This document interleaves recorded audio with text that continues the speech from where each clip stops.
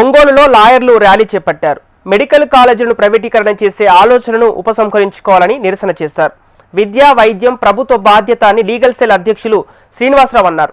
దానిని పీపీపీ విధానంలో ప్రైవేటీకరణ చేయటాన్ని వైఎస్ఆర్ కాంగ్రెస్ వ్యతిరేకిస్తోందని తెలిపారు. దివంగత ముఖ్యమంత్రి వైఎస్ రాజశేఖర రెడ్డి పేద విద్యార్థులకు మెడికల్ కళాశాలలు ఏర్పాటు చేసి ఎంతో మందిని వైద్యులుగా తీర్చిదిద్దారని గుర్తు చేశారు. కూటమి ప్రభుత్వం అధికారంలోకి వచ్చిన తర్వాత వాటిని ప్రైవేటు శక్తులకు కట్టబెడుతున్నారని, ఆ నిర్ణయాన్ని తక్షణమే విరమించుకోవాలని డిమాండ్ చేస్తున్నారు.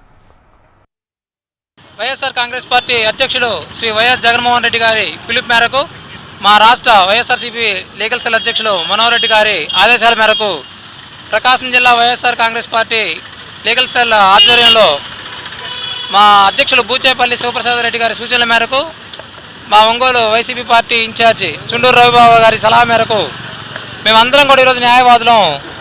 ఈ రోజున రాష్ట్రంలో ఏదైతే ప్రైవేటు మెడికల్ కాలేజీలు ఉన్నాయో కొత్తగా వాటిని ప్రైవేటీకరణ చేయొద్దని చెప్పని న్యాయవాదులుగా సమాజంలో మేము కూడా భాగం కాబట్టి మా న్యాయవాదుల పిల్లలు కూడా వైద్య విద్యను అభ్యసించే వాళ్ళు ఉన్నారు కాబట్టి ఏదైతే పేదలకు, బడుగు బలహీన వర్గాలకు అందరికీ వైద్యము, విద్య అనేది ప్రాథమిక హక్కులు కాబట్టి ఈ విధానాన్ని ఏదైతే పీపీపీ విధానాన్ని తీసుకొచ్చిందో ఈ కూటమి ప్రభుత్వం దాన్ని వెంటనే రద్దు చేయాలని చెప్పని న్యాయవాదులకు మేము డిమాండ్ చేస్తూ ఉన్నాము.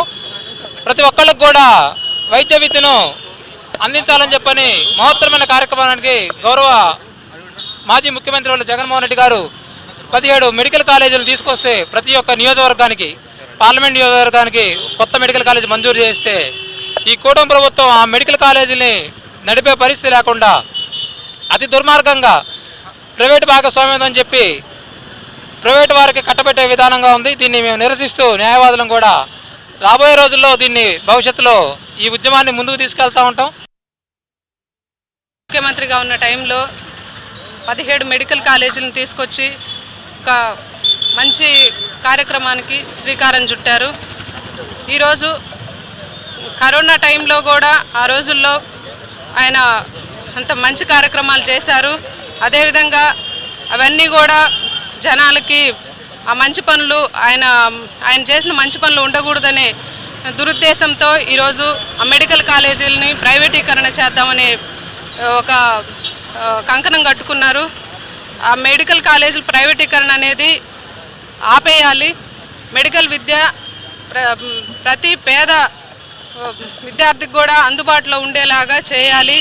ఆ రోజు రాజశేఖర రెడ్డి గారు ముఖ్యమంత్రిగా ఉన్న టైంలో అనేక మంది విద్యార్థుల్ని ఇంజనీర్లుగా, డాక్టర్లుగా చూడాలనే ఆయన ఉద్దేశంతో జగన్మోహన్ రెడ్డి గారు ఇంకొక అడుగు ముందేసి మెడికల్ కాలేజీలు